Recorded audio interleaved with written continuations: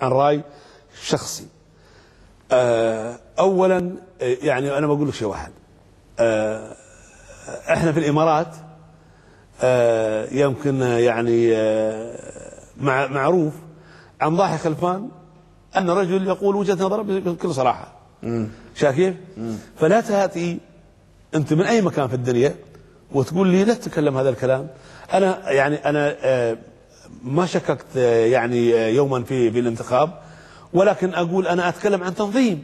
يا جماعه الخير الان يعني لماذا التنظيم هو الذي هو الدوله؟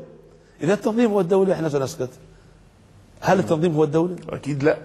طيب الدولة هي الدولة ولهذا أنا بمؤسساتها المعروفة، ولهذا احنا نتكلم الرئاسة، الحكومة، القضاء، الإعلام، احنا نتكلم عن الشرطة، الجيش، عن تنظيم. أنا أتكلم عن تنظيم اسمه تنظيم الإخوان، وأقول أن هذا تنظيم أسس على باطل من أساسه. كيف؟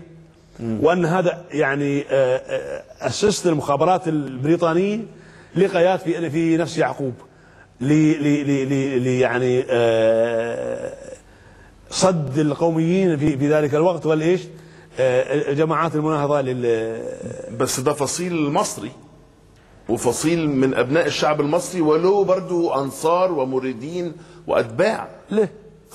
صح. والا ما كانش خد محمد مرسي اكتر من نصف اصوات ممن كان له حق التصويت في الانتخابات. لا اللي صوتوا وما صوتوا يعني اخوان للاخوان، صوتوا عشان لا يبقوا ضد واحد من رموز النظام السابق، يعني تصويت عقابي يعني. لا المنافس من كان احمد شفيق.